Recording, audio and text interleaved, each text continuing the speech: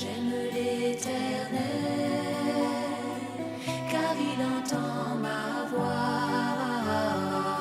Il a penché vers moi son oreille, et je le chanterai toute ma vie.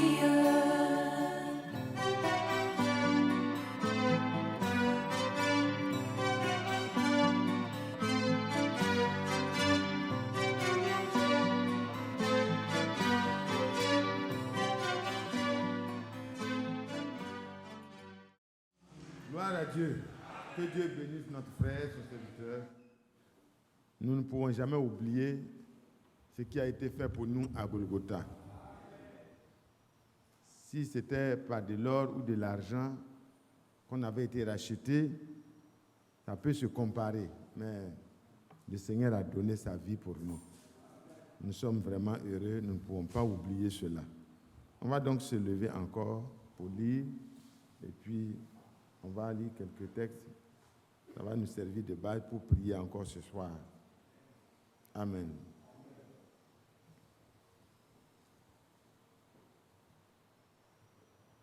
Nous allons lire dans Lamentation.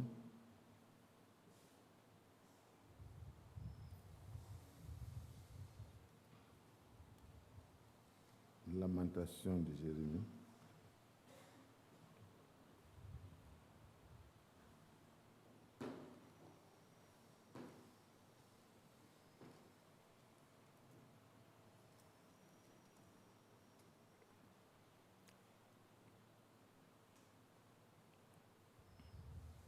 Au verset 20, 5 verset 20. Lamentation 5 versets 20 et 21.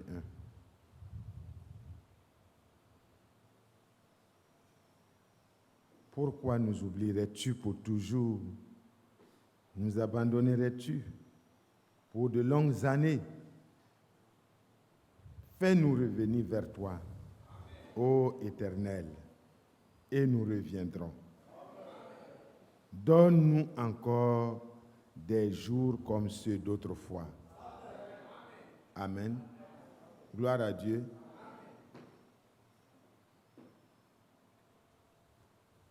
On va relire encore. Pourquoi nous oublierais-tu pour toujours? Nous abandonnerais-tu pour de longues années? Fais-nous revenir vers toi, ô Éternel, et nous reviendrons. Donne-nous encore des jours comme ceux d'autrefois. Que Dieu soit loué. David Quadio, tu vas prier. Viens.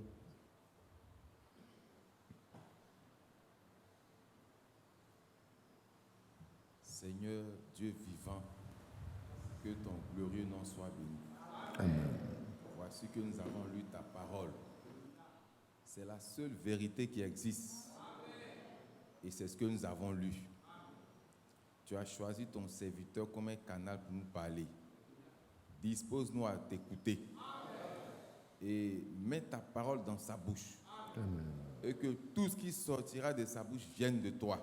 Amen. Et que quand cette parole sortira, ô Seigneur, que nos cœurs soient visités individuellement. Oh Dieu. Et qu'au sortir de là, nous ne soyons pas simplement heureux d'avoir écouté, mais nous soyons heureux parce que nous croyons que tu nous as donné aussi la capacité de la mettre en pratique. Amen. Oh Seigneur, que toute opposition soit tout simplement chassée au nom de Jésus. Amen. Et toi-même, tu prennes le contrôle de tout.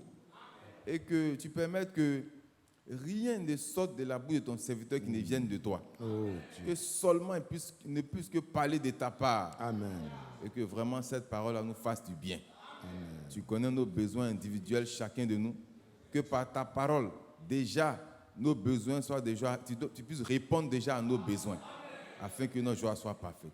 Sois loué à jamais au nom de Jésus-Christ. Amen. Amen. Gloire à Dieu. Asseyons-nous, s'il vous plaît.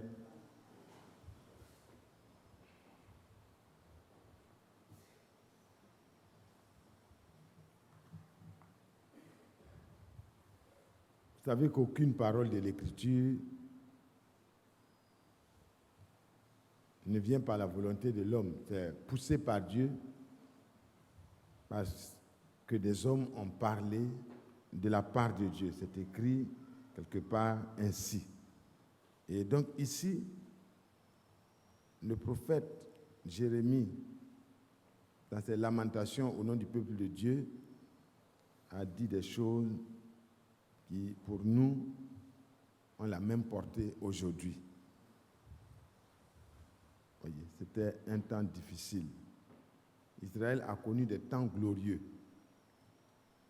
Et nous aussi, en tant qu'Église, il y a eu des temps de gloire pour l'Église. Amen. Des temps inoubliables. Quand on repart au commencement d'Israël, nous comprenons que Dieu, il est vraiment merveilleux. Et l'homme de Dieu qui s'exprimait ici par l'Esprit a raison. Et nous aussi, nous aurons raison de penser la même chose. Abraham était seul. Il était Abram.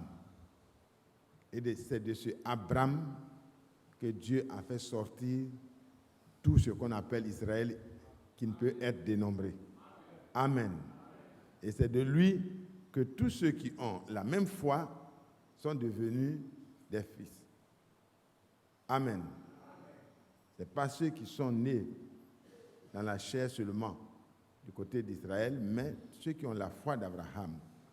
Ils ont l'héritage de la même promesse. Et ici, quand nous repartons dans l'histoire d'Israël, nous voyons la naissance d'Isaac est une naissance vraiment surnaturelle. Il fallait que la parole de la promesse vienne, qu'Abraham crut, et qu'alors, par sa foi, Dieu puisse accomplir le changement dans son corps même. Le corps vieillissant a pu retrouver une position où il peut effectivement produire un enfant. La stérilité a été vaincue et en Sarah, Dieu a accompli aussi le même phénomène en parlant à Sarah. Amen. Donc il y a eu la parole de Dieu et il y a eu aussi la foi de ceux qui ont entendu la parole de Dieu. Et ça produit vraiment ce que nous pouvons appeler plus tard, quand Isaac aussi a parlé à Dieu pour sa femme, le Seigneur s'est souvenu et il a permis à Rebecca d'avoir 2 enfants. Amen. Et des 2 enfants, il y avait celui qui s'appelait Jacob et qui plus tard, par la grâce de Dieu, après avoir rencontré le Seigneur, est devenu Israël. Amen. Alléluia.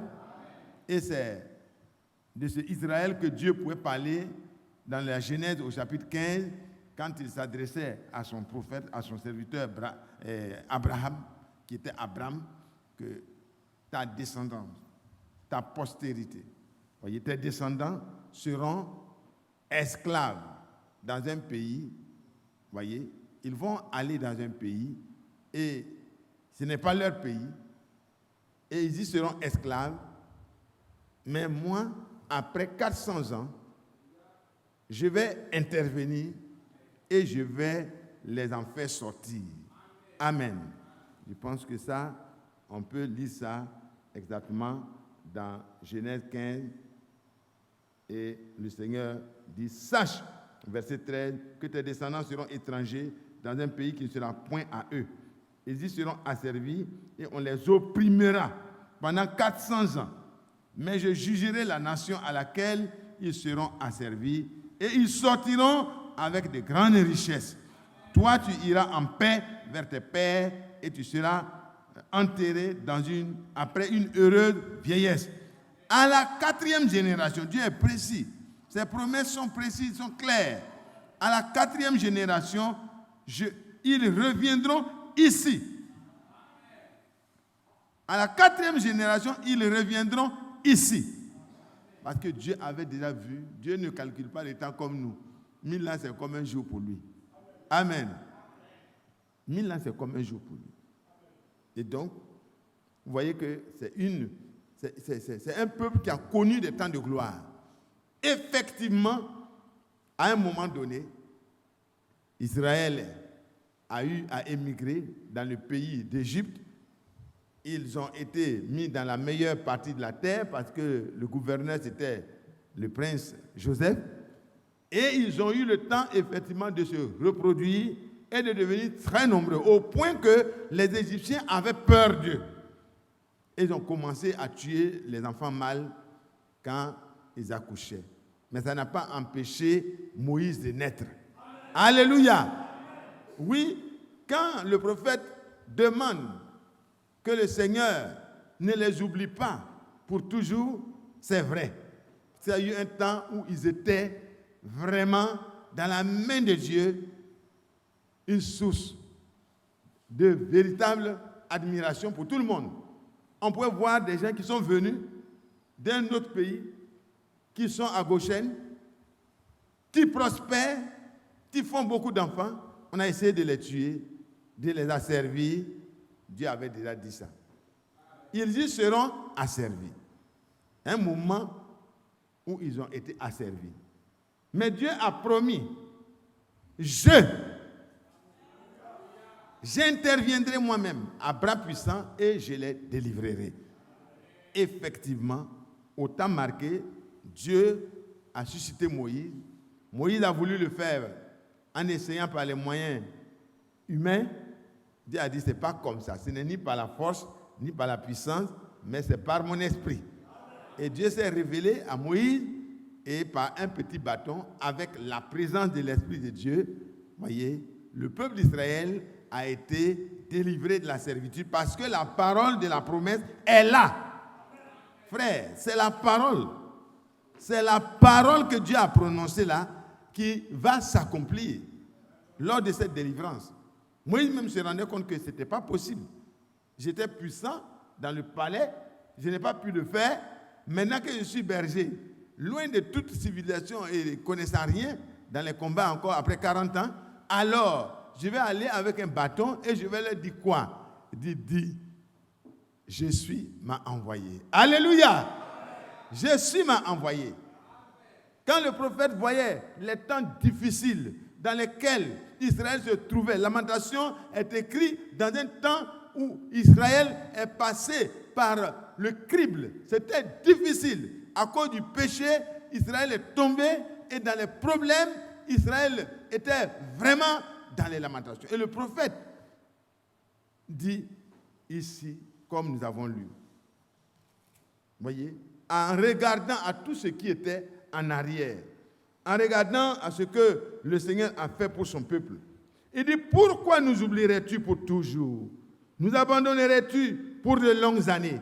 Ça veut dire qu'il y a eu des moments où Israël a connu la gloire, il y a eu des moments où Israël a connu la joie de la présence de son Dieu, combattant pour lui. Israël a vu au travers des âges, voyez, mais à un moment donné, Israël a senti que Dieu s'était retiré, que Dieu n'agissait plus comme il le faisait auparavant. Et c'est là que la prière va monter vers le Seigneur. En regardant à ce que Dieu a fait et à ce que Dieu voudrait faire maintenant, il dit oui, Seigneur, pourquoi nous abandonnerais-tu? Est-ce que tu vas nous abandonner pour de longues années? Son cœur regardait à ce que Dieu a été capable de faire. Vous vous souvenez de Gédéon? Quand il a dit, vaillant héros, l'Éternel est avec toi. Il dit, c'est vrai, nous avons entendu ce que Dieu a fait autrefois par nos pères. Nous avons entendu ça. Nos pères nous ont raconté ça de génération en génération. C'est arrivé. Moi aussi, mon père m'a raconté. Mais à ce moment-là, vous voyez que le père de Gédéon n'avait plus d'espérance réellement. Sa foi n'était plus ferme. Il avait commencé à adorer Baal. Il y avait l'idole de Baal était là et tout. Donc, Gédéon était un peu désorienté. Mais à l'intérieur de celui qui est enfant de Dieu, même au temps les plus difficiles, il y a quelque chose.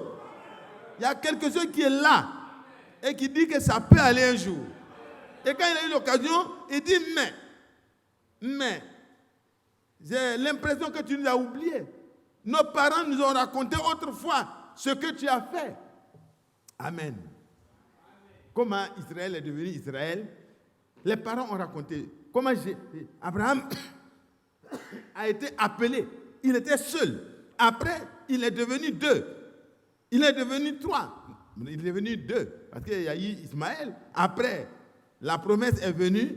Isaac est né. Et plus tard, il y a eu Jacob et Ésaü. Et plus tard, 12 tribus sont nées. Et plus tard, ils étaient 70 en partant en Égypte. Et plus tard, ils étaient un nombre très considérable. Alléluia.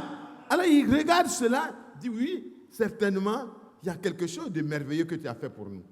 Et nous avons vu, nos pères nous en ont raconté, comment, selon la promesse que Dieu avait faite à Israël, nos pères, comment Dieu est intervenu effectivement à bras puissants et a délivré son peuple. L'Égypte était la puissance vraiment en vue en ce temps-là. Mais ça n'a pas empêché Dieu de faire sortir son peuple de bergers à bras étendus avec un bâton par la main d'un berger. Alléluia. Alléluia. Est-ce que vous suivez? Jérémie regarde ça. Jérémie aussi regarde ça. Par l'Esprit de Dieu. Il dit, mais si l'Éternel est avec nous, pourquoi ces choses nous sont-ils arrivées? Pourquoi Dieu nous a abandonnés aux mains des Madianites? Pourquoi nous sommes dans la souffrance? Pourquoi nous avons des maladies qui ne guérissent pas? Pourquoi nous avons des difficultés, des fléaux qui nous frappent? Alors que nous sommes censés être le peuple qui représente Dieu sur la terre. Le peuple qui porte la lumière aux autres nations. Pourquoi ces choses nous sont-ils arrivées? La question, vous connaissez la réponse. Dieu a toujours été fidèle. C'est nous qui quittons la bonne position et c'est nous qui nous exposons. C'est pourquoi il a dit les insensés se sont mis dans une situation où, c'est quoi, c'est le psaume 107, et ils se sont mis dans une situation difficile et ils étaient en péril. Ils étaient en péril. Mais dans leur péril, à l'intérieur d'eux, ils savaient qu'il y a un Dieu qui intervient. Et ils se souvenaient de cela et ils invoquèrent le Seigneur de tout leur cœur dans leur détresse et le Seigneur est intervenu. Il les a délivrés. Amen. Dieu fait toujours grâce. Et, voyez, Gédéon va demander ça à Dieu. Dieu lui dit oui. C'est toi que j'ai choisi. Gédéon, tu es en train de poser des questions, mais c'est par toi que je vais amener la fin de cette souffrance temporelle-là. Il dit, mais moi, je suis le plus petit. La tribu de ma tribu est la plus petite, insignifiante. Manassé n'est pas une tribu de conquérants en Israël. Et moi, ma famille est la plus petite. Et moi, Gédéon même, je suis vraiment petit. Mais le Seigneur a choisi Gédéon et il a même dégraissé l'armée jusqu'à ne laisser que 300 personnes sur 32 000 environ qui ont été appelés sous le drapeau ce jour-là. Et alors, Dieu dit, si je vais délivrer Israël par la main de tous ces milliers-là, ils vont dire que c'est eux. Alors je vais le faire. Allez, il faut emmener les gens au torrent. Et je vais faire le tri moi-même. Je vais enlever 300 seulement, ça me suffit. Pour montrer ma gloire. Pour montrer que celui qui a délivré Israël de la main de l'Égypte est encore là. Pour montrer que celui qui a ouvert le Jourdain, pour qu'Israël passe, qui a ouvert la mer Rouge, pour qu'Israël passe, le Jourdain ensuite, pour qu'Israël passe, celui qui a ouvert, aussi, les Jéricho, en faisant tomber les murailles, pour qu'Israël entre, celui qui a été au-devant d'Israël pour battre Gabaon. Quand par la bouche du serviteur de Dieu, le soleil s'est arrêté et la lune s'est arrêtée, il est encore le même. Gédéon, va avec la force que tu as. Parce que je serai moi-même là-bas pour apporter la délivrance. Oh, Gédéon voulait savoir où sont les miracles que nos pères nous ont racontés autrefois. Dieu dit, les miracles sont actuels. C'est vous qui m'avez abandonné. Pour avoir des balles, des achéras, des quoi. Mais, comme tu demandes, où est-ce que je suis et où sont mes miracles, je vais te montrer ça. Et Gédéon demande des signes. Dieu lui donne ces 2 signes. Alléluia. Des choses impossibles. Donc sa foi commence à reprendre force. Alléluia. Quand il voit que pendant qu'il n'y a pas d'eau sur tout le coin, alors la toison qu'il a déposée est mouillée, imprégnée d'eau. Il se rend compte que c'est Dieu seul qui peut faire ça. Quand c'était le contraire, quand il y a eu l'eau mouillée partout, et puis c'est sa toison justement qui était là au milieu de tout ça, et qui n'a pas été touché par l'eau, il dit non, le Dieu d'Israël n'a pas fini avec les miracles qu'il faisait autrefois. Il est encore là. Et sa foi a pris du courage. Il est allé au-devant du peuple. Et Dieu dit, tu as appelé tout le peuple, mais moi je vais te montrer que le peuple est trop nombreux. Il faut dire que ceux qui ont peur n'ont qu'à retourner chez eux. Alléluia. Ce soir, nous avons besoin de montrer le même zèle. Hein? Nous avons besoin de montrer le même zèle, la même assurance. Parce que Dieu ne veut pas des gens qui ne s'appuient pas sur ses promesses. Que ceux qui ont peur partent. Pourquoi ils partent? Parce qu'ils ont peur. D'autres pensent à leurs femmes, d'autres pensent à leurs enfants. Ils n'ont pas été vraiment. Les enfants sont en petit âge. Si je meurs au combat. Si tu vas au combat en disant si je meurs au combat, c'est déjà un cadavre. Il dit tous ceux qui ont des pensées comme ça, ils n'ont qu'à retourner à la maison. Une grande partie est partie. Je pense que près de 22 000 sont partis. Quand Dieu a regardé, il dit non, le peuple est encore trop nombreux, Gédéon. Si ça se passe là, ils vont dire, ils ont trié et nous ont laissé, nous les commandos. Ceux qui ont peur là sont partis. Même parmi ceux qui n'ont pas peur là, Dieu dit, voilà comment je vais désigner ceux qui vont aller au combat là. Ceux qui seront en train de boire l'eau au torrent, en ayant les armes. Alléluia. Il l'a comme ça et il regarde. Alléluia. Alors tu vas les désigner. Les autres qui vont se mettre à genoux pour boire, il faut leur dire de repartir à la maison. Alléluia. Oh, il faut être toujours prêt au combat. L'ennemi, il est très vigilant. Nous aussi, nous devons redoubler de vigilance. Et Dieu a choisi des gens bien appropriés. Et il est parti. Et Dieu, voyant que Gédéon avait encore besoin d'encouragement, parle par la bouche de l'ennemi même. Et il y a un qui fait un songe et qui est en train de raconter ça à son ami. Son ami dit, ce que tu as vu rouler comme ça venir, et puis renverser les tentes d'Amalek, de quoi? Voilà, les tentes, c'est quel peuple là?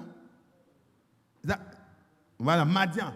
Ce que tu as vu là, ça c'est l'épée de Gédéon. Aïe! Gédéon n'était pas encore devenu célèbre pour que son nom soit connu. On n'a pas dit c'est l'épée de Josué, c'est l'épée de Moïse, ça c'est des célébrités. Il dit mais c'est l'épée de Gédéon. Quand lui-même il a entendu son nom, dans la fête de la victoire là, il dit ok, terminé. Effectivement, par cette poignée d'hommes, Dieu a battu Madian de manière complète. Qu'est-ce que Dieu voulait faire? Il a demandé, mais où sont les miracles? Où sont les miracles dont nos pères nous ont parlé? Où sont les choses qui ont été prédites par Dieu, qui se sont accomplies au temps de nos pères? Mais où sont ces miracles maintenant? Et ici, frère, nous repartons. Voyez? Ah, voilà, le frère avait mis. Il faut remettre, je vais lire ça. Gédéon dit, ah, mon Seigneur, si l'Éternel est avec nous. Est-ce que ce soir-là, on peut dire comme ça? Mais l'Éternel, il est avec nous. L'Éternel de l'Ancien Testament est le Jésus-Christ du Nouveau Testament. Et Jésus-Christ n'est plus dans le corps de chair, il est là par sa parole et par son esprit. Sa présence est réelle. Maintenant, c'est la position de mon cœur. Est-ce que j'aspire? Est-ce que je désire? Est-ce que j'aspire? Est-ce que je désire que ces promesses s'accomplissent? Est-ce que je veux que le peuple de Dieu ne soit plus dans la confusion, mais qu'on ait vraiment la tête haute devant les événements, qu'on puisse voir la main de Dieu intervenir? Est-ce que c'est ce qu'on veut? Est-ce qu'on veut que le peuple de Dieu ne soit plus dans la confusion? Ça y est là, à votre disposition par votre foi et par ma foi, nous pouvons demander la grâce de Dieu et obtenir la grâce de Dieu. C'est possible encore aujourd'hui. Tout est possible. Vivre la sainteté, c'est possible. Voir le plein pardon de Dieu se manifester, c'est possible. Voir l'Esprit de Dieu agir comme au premier temps, c'est possible. Parce que le Seigneur n'a pas fait parce que les autres étaient bons, ils étaient meilleurs. Non, c'est parce qu'ils se sont attendus à ce que Dieu a parlé. Et quand Dieu rencontre des personnes qui ont confiance en ce qu'il a parlé, le terrain est libre pour Dieu d'agir. Voilà Gédéon qui a posé des questions. Il dit, mais pourquoi toutes ces choses ne sont-elles arrivées? Pourquoi nous avons des problèmes qui ne trouvent pas de solution? Frère Olivier, pourquoi nos enfants ont-ils des difficultés à marcher dans les mêmes traces que nous, leurs parents? Oui, c'est arrivé, mais Dieu a la solution. Ne nous décourageons pas. L'ennemi n'est pas plus fort que notre Dieu. Non. Madian n'est pas plus fort que le Dieu d'Israël. Madian peut être plus fort qu'Israël. Mais Madian ne peut pas être plus fort que le Dieu d'Israël. Vous voyez, Sankerib et puis Rabshakeh, ils sont venus, ils ont ravagé ici, ils ont ravagé tout le pays, ils ont ravagé tout. Ils sont arrivés en Israël et disent, Judas, ne te laisse pas abuser par ton roi. Ézéchias est en train de vous abuser. Les prédicateurs, ils vous prêchent que les mêmes choses. Jésus-Christ est le même hier, aujourd'hui. On lit ça dans les brochures. Mais où sont les choses qui se sont passées au temps de Frère Branham? Où sont les choses qui se sont passées au temps de Pierre, au temps de Paul? Où sont ces choses? Et puis l'ennemi dit, oh, que ces gens-là ne vous abusent pas. Le temps des apôtres est passé. C'est la réalité maintenant. Les maladies contagieuses sont nombreuses. Et les problèmes sont nombreux. Et finalement, on ne sait même plus qu'est-ce qu'il faut manger. On dit, vraiment, il y a des maladies partout. Non, le chrétien a une ressource surnaturelle. Reviens sur le verset, mon ami. Où sont, voyez, ces choses? Pourquoi toutes ces choses nous sont-elles arrivées? Ça nous est arrivé parce qu'on a quitté simplement le terrain de la foi en la parole. Et nous devons revenir, frères, et être des gens qui sont comme bêtes. Excusez-moi, nous ne sommes pas bêtes. Parce que les gens nous trouvent fous. Ils nous trouvent fous de croire. Regardez un Gédéon qui s'avance devant une armée envahissante qui est là avec 300 personnes. David, ça frise la folie. Ça frise la folie. Regardez Josué qui est en train de s'avancer pour conquérir Jéricho avec des murs fortifiés et qui est en train de tourner.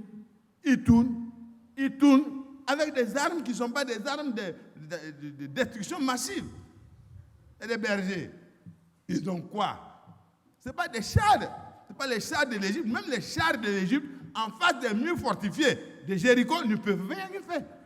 Parce qu'il faut être à l'intérieur avant que le char soit utile. Mais Dieu a permis que ces murs-là soient fortifiés avant l'arrivée d'Israël pour que Dieu montre qu'il n'y a rien. Il n'y a aucune forteresse de l'ennemi qui ne va être renversée. Ça va être renversé.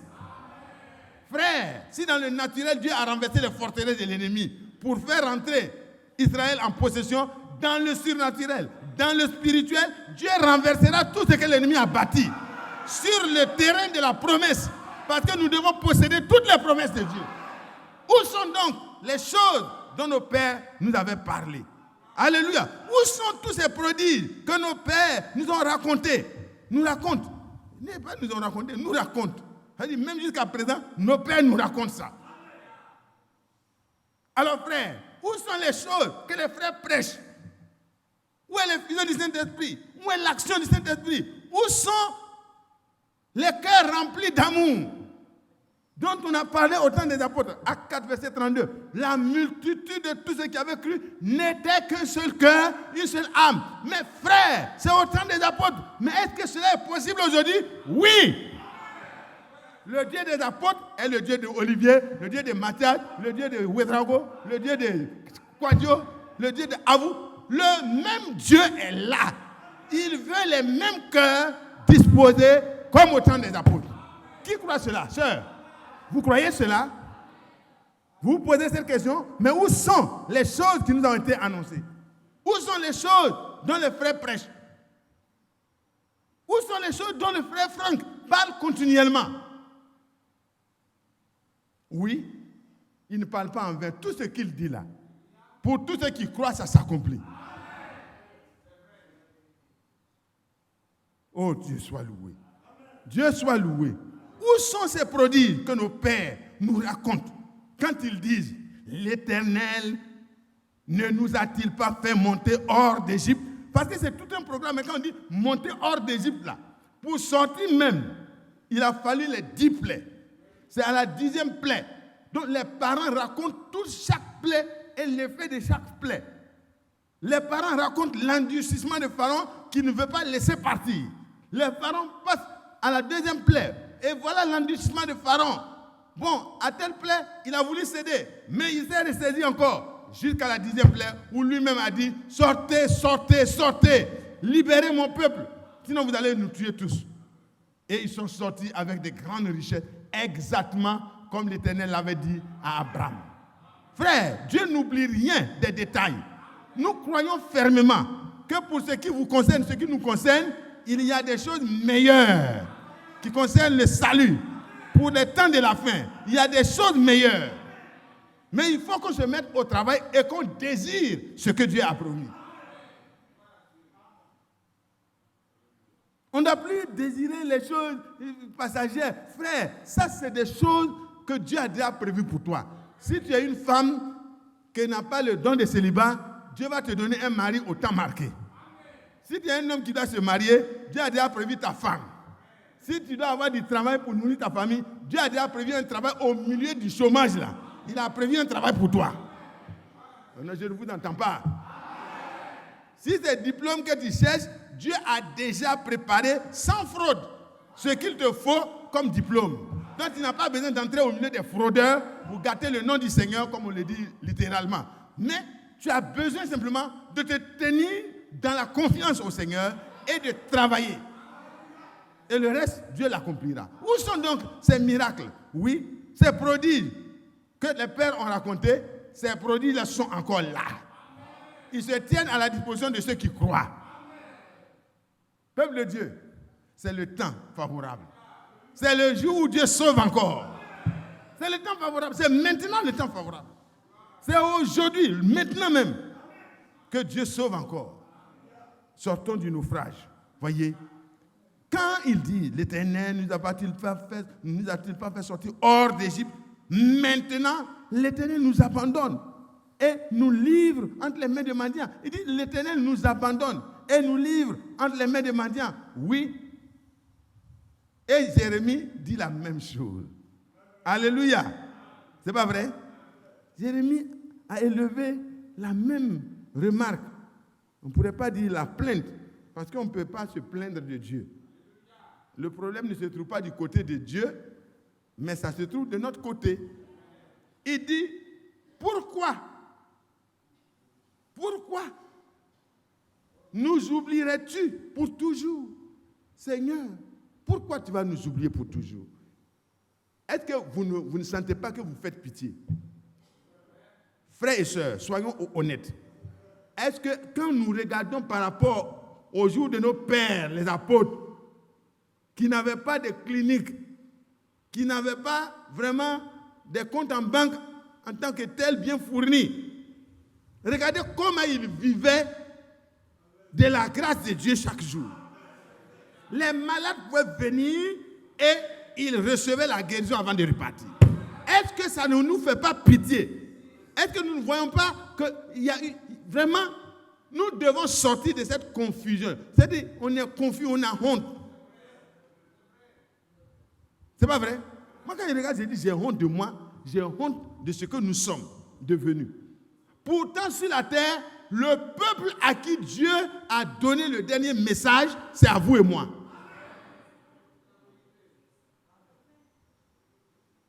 Est-ce qu'il nous a oubliés? Répondez-moi, frère. Dieu nous a-t-il oubliés? S'il nous avait oubliés, il ne nous aurait pas donné le message de la fin des temps. Dieu nous a-t-il oubliés? Il ne nous aurait pas révélé que William Branham n'est pas un faux prophète, mais c'est le vrai prophète que Dieu a promis. Et c'est après lui que les gens deviennent des prophètes partout, prophètes. Les prophètes prolifèrent partout maintenant. Les gens avaient honte de dire prophétie, c'est pasteur qui marchait, c'est quoi qui marchait. Mais aujourd'hui, chacun veut être prophète. Chacun fait sa petite boutique, il est prophète. Son truc, il est prophète. Prophète, comme on ne peut pas faire, on ne peut pas savoir comment tu as été formé. Prophète, il n'y a pas de diplôme. Donc, chacun est prophète. Ça veut dire qu'il y a un vrai. S'il y a du faux, c'est qu'il y a des vrais. Et le vrai et l'original est là. Dieu l'a confirmé du haut des cieux par des signes et des prodiges pour que les hommes n'aient pas de raison de ne pas croire que Dieu a parlé dans notre temps. Des bras ont poussé. Des bras coupés ont poussé. Des aveugles ont vu. Des morts sont ressuscités au nombre de 5 ou plus. Et, voyez frère, des choses, la nature même a été amenée à se mettre au garde à vous. Quand il était sur cette montagne et que la neige, le blizzard était en train de venir, quand Dieu lui a dit, mais ne veux-tu pas marcher avec moi? Alléluia! Il dit, mais pourquoi tu descends précipitamment? Je suis le Dieu, alléluia, qui calma la tempête. Je suis le même Dieu. Il dit, ordonne. Il n'a pas dit prie, ordonne. Le temps vient où le Fils de Dieu, la fille de Dieu, remplie de la parole de Dieu, des promesses de Dieu, par le Saint-Esprit, ordonnera. Au nom du Seigneur. Et les choses qui doivent s'accomplir, s'accompliront. Mais maintenant, c'est le temps de vouloir que ces choses arrivent. On ne doit pas être content, on ne doit pas être heureux de la situation. On prie pour quelques malades, ils guérissent, mais ça ne suffit pas, frère. Nous voulons la tornade. Alléluia. Nous voulons que Dieu, quelques pluies arrivent comme ça, mais nous voulons la grande pluie.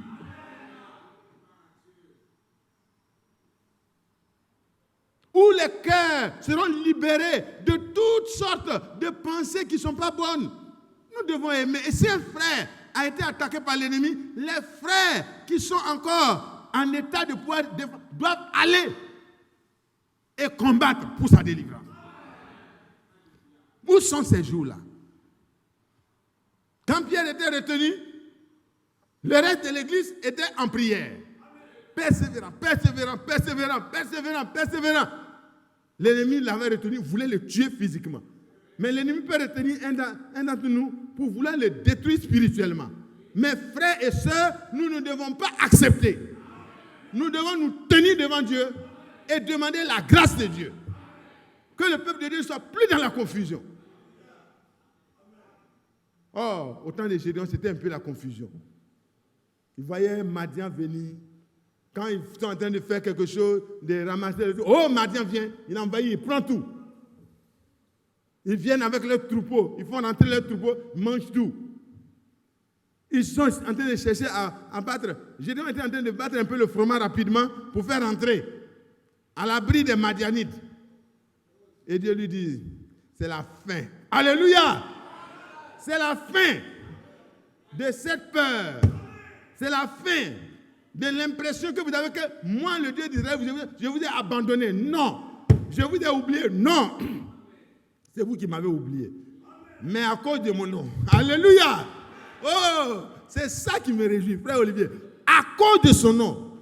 David, à cause de son nom. Jacques, à cause de son nom. Dieu va encore agir. Il nous a révélé sa parole. Il nous a révélé son nom. Il nous a révélé. Vraiment. Il ne va pas laisser ça comme ça. Oh, que Dieu soit loué. Pourquoi nous oublierais-tu pour toujours? Nous abandonnerais-tu pour de longues années? Moi, je ne veux plus qu'une année ajoute. Frère, on a trop souffert. Les incompréhensions, les divisions, les problèmes à gauche, les problèmes à droite, la confusion. Le Seigneur est capable de mettre un stop à toutes les attaques de l'ennemi. Mais toi et moi, on doit se lever pour dire, Seigneur, nous voulons la fin de la confusion. Le problème ne se trouve pas de ton côté, Dieu. C'est nous qui nous sommes mis dans les problèmes. Comme dans le dit, nous sommes 107. Il dit les insensés. Nous étions hors du sens normal, hors de la position juste. Parce que quand on se refroidit et on devient formaliste, et puis bon, on se contente de vivre comme ça, c'est vraiment dangereux. Ça n'honore pas Dieu. Alors, Jérémie va pousser son cri plus loin. Et ce soir, nous allons voir si notre cœur est poussé plus loin. Il dit, où sont les jours où Dieu a fait sortir nos parents d'Égypte par sa main puissante? S'il devait continuer, il dit, mais où sont les jours où il a fait tomber les murs de Jéricho après avoir ouvert le Jourdain? Où sont ces jours-là, Seigneur? Sans même un bâton tapé sur le mur, les murailles se sont écroulées. Ces murailles puissantes, avec des fers à béton, certainement de plusieurs diamètres. Peut-être que c'est chose de diamètre 20 ou bien 40. Chaque fer à béton pour un mur qui doit protéger vraiment tout le peuple, ce n'était pas du jeu. C'était des murs fortifiés. Mais Dieu n'a même pas eu besoin de toucher ça. Il a ordonné qu'on parle. Et quand ils ont poussé le cri, vraiment au 7e tour, le 7e jour, et les trompettes ont sonné, et qu'ils ont poussé le cri, les murailles se sont écroulées. Et Gédéon se souvient de ce que ses parents ont dit. Il dit, mais papa, mais comment les murailles se sont écroulées? Scientifiquement, ce n'est pas possible, papa. Un cri ne peut pas faire tomber une muraille. Papa, tourner autour d'une muraille pendant 7 jours et 7 fois le 7e jour avec les trompettes, avec les cris, comment ça peut faire tomber une muraille, papa? Il dit, mais le Dieu d'Israël était devant le peuple. Josué, notre général, avait vu un homme qui survolait, alléluia, avec l'épée, il a demandé, mais es-tu des nôtres ou bien de nos ennemis? Il a dit, je suis le chef de l'armée de l'Éternel. Je viens maintenant. Alléluia. Donc Josué était rassuré. Il savait que ce n'était pas lui qui combattait, mais c'est Dieu qui combattait, et eux, ils doivent marcher en gardant le silence. Il dit non, ce n'est pas Josué. Josué avait foi en ce qu'il a vu et en ce qu'il a entendu. Alléluia. Et c'est ainsi que les miracles sont tombés, Gédéon. Donc, il faut être sûr qu'un jour, Dieu va se souvenir de nous. Mais pour le moment, son père était malheureusement retombé un peu bas. Mais quand il a vu, vous voyez qu'il y a quelque chose de merveilleux. Quand il a vu Gédéon couper l'idole et brûler ça, et puis tout le monde s'est mis en branle. Il dit, mais le Dieu d'Israël n'est plus là. On se débrouille aussi avec ce Dieu-là. Et puis le jeune homme là, on a appris que c'est lui. Ton père est le prêtre d'un faux Dieu. Alors et puis toi tu fais tomber le poteau de Baal. Nous on va te châtier parce qu'on est adorateurs de Baal. Et le prêtre de Baal qui est son père dit, bon écoutez, ne rabaissez pas Baal à ce niveau. Si Baal est Dieu, qu'il se défende. Parce que son poteau, sa représentation a été mise à terre. Quand Israël, notre Dieu, alléluia, quand le Dieu d'Israël, les Philistins se sont amusés à prendre l'arche de l'alliance, ils ont pris l'arche. Parce que ceux qui transportaient l'arche n'étaient pas dans les conditions. Ils sont partis vraiment, bon, on ne revient pas sur ça. Mais l'arche a été pris par les Philistins. Ils sont allés garder ça dans la maison de leur Dieu. Pour dire que le Dieu d'Israël est prisonnier de leur Dieu. En fait, c'est ça. Pourquoi ils n'ont pas gardé ça ailleurs? C'est pour dire que, voilà, notre Dieu est plus fort que le Dieu d'Israël. Ils ont commencé à avoir des problèmes. Hémorroïdes partout, ça sort. Le roi a hémorroïdes. Le premier conseiller du roi a hémorroïdes. La reine a hémorroïdes. Les combattants ont hémorroïdes. Les grands soldats ont hémorroïdes. Partout hémorroïdes. Ça sort dans les yeux, ça sort dans les derrière. Là, c'est devenu un problème. Parce que l'hémorroïde, c'est peut-être une vilaine maladie. Hein? Et quand c'est envoyé par Dieu, ça ne s'arrête pas au niveau, ça fait courroux, le ventre fait courroux. Non. Ton ventre ne va pas faire courroux seulement. Tu vas avoir ça. Tout le monde va voir que tu as hémorroïde. Et les gens disent, mais c'est bizarre. C'est depuis que l'âge de leur Dieu est rentré ici qu'on a commencé à avoir tous ces problèmes-là. Alors, ils vont commencer à chercher, à trouver une solution. Ils arrivent dans la maison de leur Dieu à un moment donné, ils voient que leur Dieu est tombé à terre devant l'arche de l'Alliance. Ils redressent leur Dieu, ils disent, ah, tiens-toi bien, il faut garder le Dieu d'Israël là bien. Parce que les prisonniers, les gardiens du prisonnier est à terre. C'est comme ceux qui voulaient garder la tombe là, de Jésus là, ils sont à terre. Ils ne peuvent pas empêcher le Dieu d'Israël d'agir. Et alors, ils reviennent, ils voient que la tête de leur Dieu est coupée. Le lendemain encore, s'étant levé de bon matin, ils trouvaient Dagon étendu la face contre terre, devant l'arche de l'Éternel. La tête de Dagon et ses deux mains étaient abattues sur le seuil, et il ne lui restait que le tronc. Un Dieu sans tête, ni main, il peut faire quoi? Ce n'était pas un Dieu. Les démons ont fui, parce qu'il y avait des choses qui se faisaient.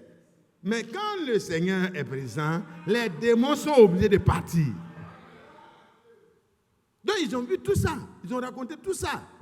Il dit, mais si notre Dieu a pu mettre à nu la fausseté de Dagon, normalement, si Baal est vraiment Dieu, il doit pouvoir se défendre.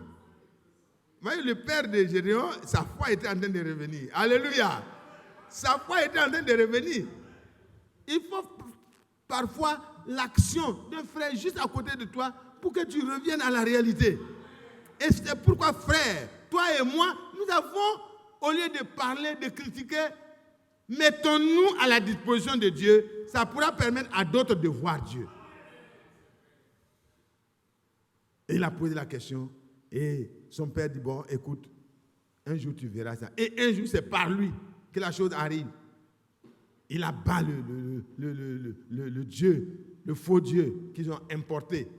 C'est un Dieu importé parce qu'Israël avait son vrai Dieu. Mais ils ont laissé Dieu, ils ont importé un faux Dieu. Et les gens ont dit, bon, ils sont allés certainement pour la nuit. Chacun a dit, Baal, venge-toi, Baal, venge-toi. Zéro. Le lendemain, Baal n'a rien fait. Son poteau est brûlé, il n'a rien fait. Donc, il a sauvé ainsi la vie de son fils. Et il attendait la suite. Par la grâce de Dieu, Gédéon est parti. Il est revenu et on portait Gédéon sur la tête. Oh, gloire à Dieu, gloire à Dieu, gloire à Dieu. Et puis les gens, quand ils ont vu ça, qu'est-ce qu'ils ont dit? Oh, que tu sois notre roi. Fuyez la popularité, frère. Fuyez l'orgueil. Si Dieu fait une chose par vous, attribuez toute la gloire à Dieu. Et si ce n'est pas par votre faute, mais c'est par la faute de l'enthousiasme du peuple qu'on commence à vous élever, fuyez de là. Détournez-vous de là. Frère, Dieu va commencer à faire des miracles parmi nous. Je crois fermement. Il a commencé à faire, mais ça va se multiplier. Ça va aller d'intensité en intensité. Mais que personne n'ait l'audace de s'attribuer une gloire quelconque. Et Dieu continuera de te bénir. Dieu continuera de t'utiliser pour que nous soyons heureux. Alléluia. Qui veut que Dieu bénisse celui qu'il bénit? Moi, je veux que Dieu continue de bénir ceux qu'il a bénis. Oh, que Dieu soit loué. Et son père pouvait voir le croyant Gédéon revenir. Il avait honte d'avoir servi Baal et tous ces faux dieux-là. Il dit, mon fils, tu m'as ramené à la vraie foi. Alléluia. Tu m'as ramené au jour d'autrefois. Tu as permis que ma foi retourne au jour d'autrefois. Oh là là, fais-nous revenir vers toi, ô Éternel. La dernière étape. Et nous reviendrons. Donne-nous encore des jours comme ceux d'autrefois. Ça, pour Israël, nous avons cité des exemples. Alléluia. Vous avez vu plus tard ce que Dieu a fait par Josaphat quand les gens se sont alliés de plusieurs peuples pour venir exterminer Israël. Dieu est intervenu.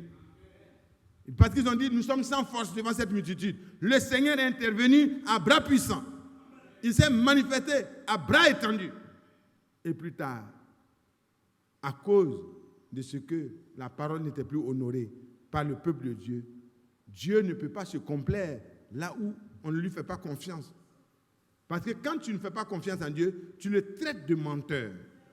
Et Dieu ne peut pas se manifester dans une telle attitude. Et ils avaient l'impression que Dieu les a oubliés. Hein? Vous voyez?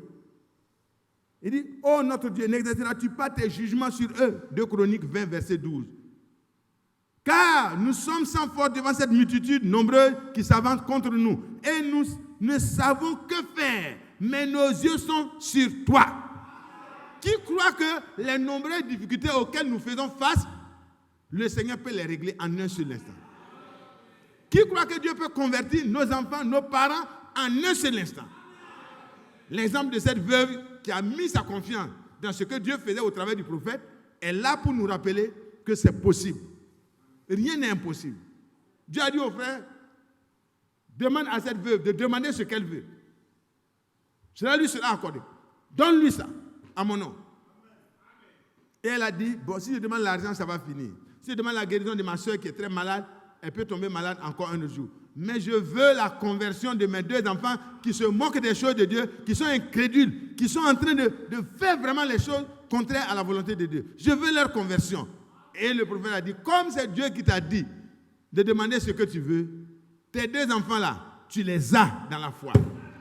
Et quand il a prononcé cette parole créatrice, au nom du Seigneur, alléluia, immédiatement, les enfants ont été convaincus de péché et leur vie a changé. Où sont ces jours dont les prophètes nous ont parlé? Où sont ces jours de nos pères les apôtres? Quand on retourne jusqu'aux apôtres, vous allez voir, frère, il y a beaucoup de choses qu'on ne peut pas lire parce que le temps est déjà avancé. Et on va lire juste un élément.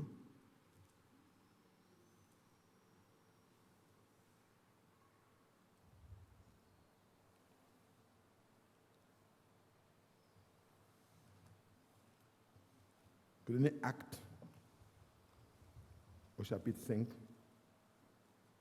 Un point entre autres seulement, c'est tout.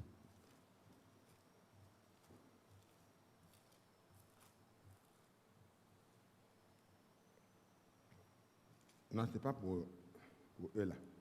On va aller un peu plus loin.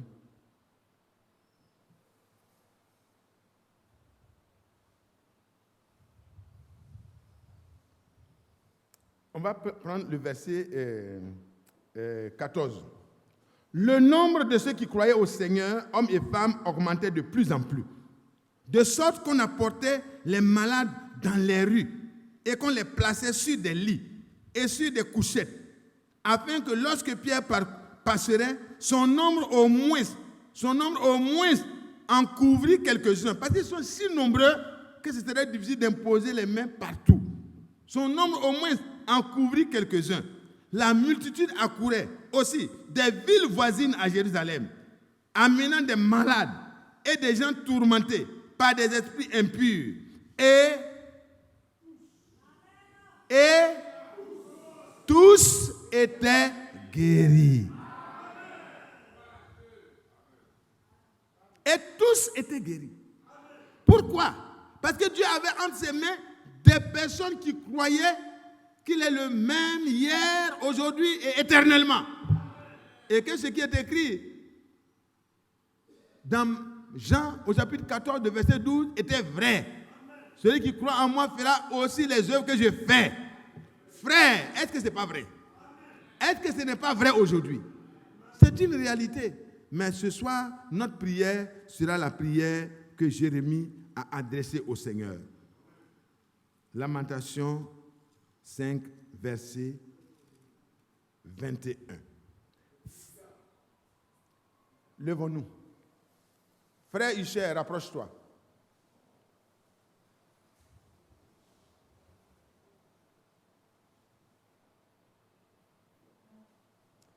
Qui veut que le nombre des croyants augmente, c'est-à-dire ceux qui sont sauvés, autour de nous, que les gens cherchent à savoir où tu pries? Imaginez que chacun en rapporte une. Imaginez que chacun de nous produise même 30. Ce n'est pas 100 encore, hein? Ce n'est pas 60, même 30. Chacun de nous, autour de nous, par sa foi, permettre à plusieurs personnes de se donner au Seigneur. Imaginez le nombre que ça fera. Et ici, la conversion a été mise en premier lieu. Amen. Nous devons avoir à cœur de voir dans notre temps, dans nos jours, des personnes qui sont perdues dans la religion, perdues dans la connaissance intellectuelle, venir au Seigneur dans la vérité de la parole que Dieu a révélée. Qui veut ça? Fais-nous revenir au jour d'autrefois où cela se faisait. Qui veut voir la multitude des malades venir, même si Dieu ne va pas utiliser Matthias ou quelqu'un, même si Dieu veut prendre un frère au milieu de nous pour lui donner un don et que cela puisse se faire, je suis heureux. Il ne faut pas penser que Dieu va faire tout par nous. Non, Dieu ne fera pas tout par nous. Mais s'il peut utiliser un pour que les problèmes soient résolus, s'il peut utiliser un autre pour que le discernement des esprits puisse être clair, s'il peut utiliser un pour la prophétie, 2 ou 3 pour la... Si Dieu veut même faire de tout le monde, chacun, lui donner un nom particulier, Dieu peut le faire. Il y en a suffisamment. Alors frère, quand on regarde ce qui s'est passé au temps des apôtres, la parole de Dieu dit que le prophète Élie est envoyé pour ramener le cœur des enfants au Père. La foi de nos pères, les apôtres, a eu un résultat. Et la foi de ceux qui sont revenus à la même foi a le même résultat. Je ne vous entends pas. Ça veut dire que si nous croyons comme eux, Dieu produira les mêmes choses comme en leur temps. Et nous ne serons plus jamais dans la confusion. On aura le même cœur. S'il arrive que quelqu'un ait un problème, ça sera le problème de chacun de nous. On ne va pas se réjouir de cela. L'amour ne se réjouit pas du mal. Ne se réjouit pas de l'injustice. Il se réjouit de la vérité. Nos cœurs seront changés. Et nos entretiens, nos huis clos que nous aurons à gauche, à droite, seront des huis clos sanctifiés. On ne sera pas obligé d'arrêter la causerie parce que quelqu'un arrive. On pourra continuer la causerie parce que ce que nous étions en train de dire là, ça fait du bien à celui qui arrive. Parce que le cœur est un. Parce que l'âme est devenue une. Parce que les pensées même arrivent à devenir une. Dieu peut le faire. Que Dieu soit loué. Lisons ensemble le verset 21. Ensemble. Lisons ensemble à haute voix. Fais revenir vers toi, ô Éternel, et nous reviendrons. Qui veut que Dieu nous fasse revenir vers lui? Parce que le premier pas, c'est ça. Hein? Que nos cœurs reviennent. Qu'on oublie les petits problèmes. Non, ça c'est des choses... Frère, que nos cœurs reviennent dans la vraie parole que Dieu nous a révélée. Pour que les changements qui doivent se produire dans nos cœurs, pour que Dieu puisse venir tabernacler en nous là. Que ça soit fait. Revenir au Seigneur comme au jour d'autrefois. Pierre a eu des moments difficiles. Il a trahi le Seigneur. Il a renié le Seigneur 3 fois. Mais Dieu a fait revenir le cœur de Pierre. Le Seigneur pouvait dire, j'ai prié pour toi. Le diable vous réclamait pour vous cribler. Aujourd'hui aussi, le diable nous réclame, frère. Le diable n'est pas content de toi parce que tu as cru en la vérité. Il va mettre des problèmes sur le chemin. Mais ne te décourage pas. Le Seigneur a prié pour moi. Il a prié pour toi. Dans Jean 17, il a dit, je ne prie pas pour les apôtres seulement, ceux qui sont là seulement, mais pour ceux qui croiront par leur parole. Nous croyons par la même parole. Nous croyons la même parole. Ça a été restauré pour que nous ayons la même foi. Et il a mis le serviteur fidèle et prudent pour que l'enseignement soit harmonisé et ramené à la même chose qu'au temps des apôtres. Frère, Dieu n'a pas fait tout cela en vain. Il a fait pour un résultat. Il a fait pour un objectif.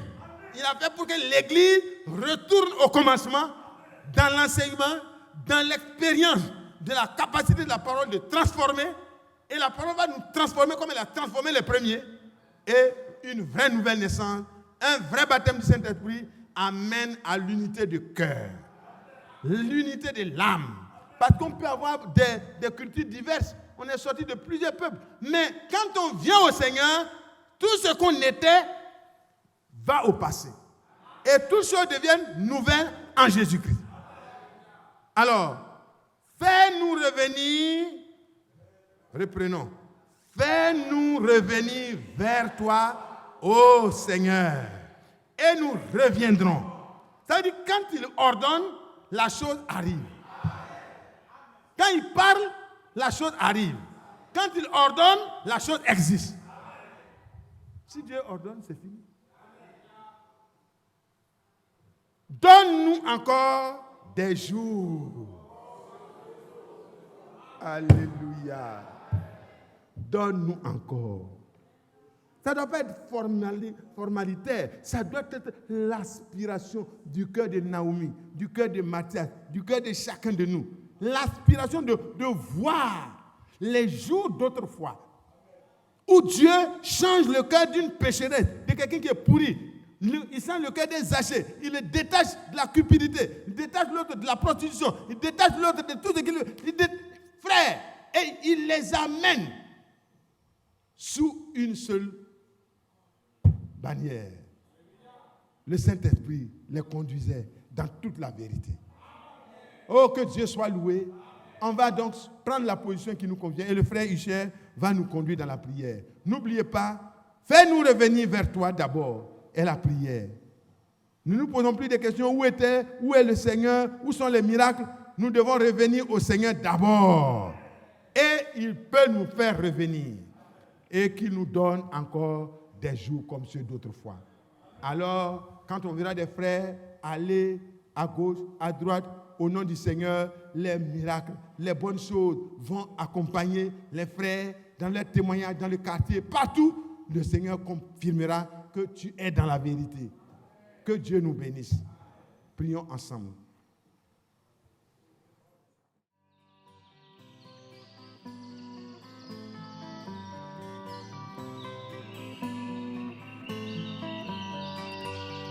J'aime l'Éternel, car il entend ma voix. Il a penché vers moi son oreille, et je le chanterai toute ma vie.